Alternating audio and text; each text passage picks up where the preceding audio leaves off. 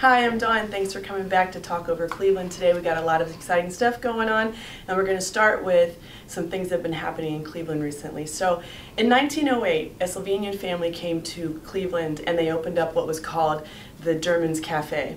And this cafe would become kind of an icon in the city of Cleveland and would be open for well over 100 years. During the 1920s, it was a speakeasy, and it would go on to be named one of America's top 10 dive bars in the country.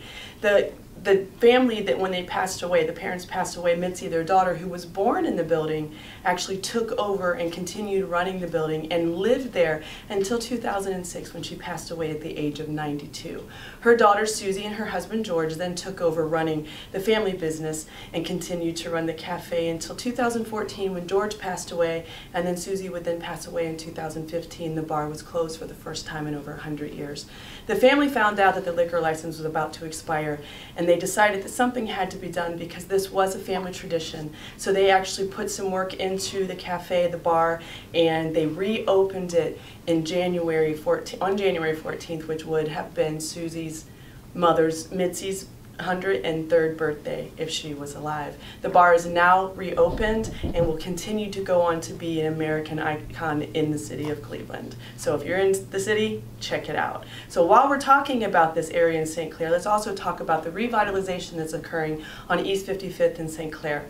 For a long time, a lot of the buildings and businesses in this community had laid vacant, although it's one of the busiest intersections in the city. Recently, there's a huge revitalization of entrepreneurs that are moving into the streets and the cities and starting to revamp some of the buildings and are starting to bring some of these businesses back. One of them is the Cafe 55. I've been there. The people who work there are amazing and the food is tremendous, especially if you need something that's a little fast, but there's a lot of options. There's also the Goldhorn Brewery, and there's another brewery there, the Hub 55, and they actually serve IPAs and freshly brewed beer. There's a brew house. So if you like that, go and check that out. Come out and check out this area, because the more that we do for this city, the greater it's going to become. Which then moves us on to what's happening with the Cleveland Cavaliers. In 1994, the Gund Arena opened, which would then become the Q. Last year, the Cavaliers brought home a championship, something the city had waited for a very, very long time. Well, the Cavs have actually announced today that they will be revitalizing the Q. Although it still looks amazing, it's time to move on. The city is starting to change. The city is becoming just tremendous. It was actually named one of the top 10 comeback cities in the country by Forbes magazine this past fall.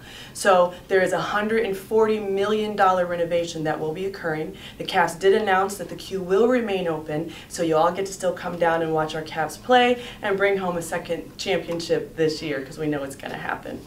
And lastly, we're going to go on to Lady Gaga. We talked about her when she was in the Super Bowl, and now she's back on the face of the magazines and top news going on again.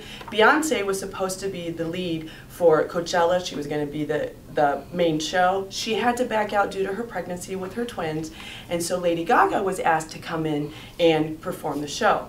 She was pretty happy until she found out that she was actually 5th choice to do the show.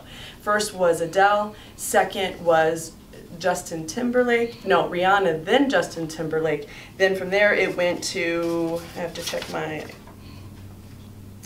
9 Inch Nails, and then we went on to Lady Gaga. So I don't know about you, I mean, you're still getting to host a huge show, but would you be a little bit disappointed if you found out you were 5th choice? I don't know. Either way, you're still kind of getting the PR out there, and people are getting to hear you, so I guess you have to learn to decide which one, you know, if it's good or if it's bad, it's your choice. So thanks for tuning in. We got a lot more coming for you, so make sure you keep tuning in. Have a good one.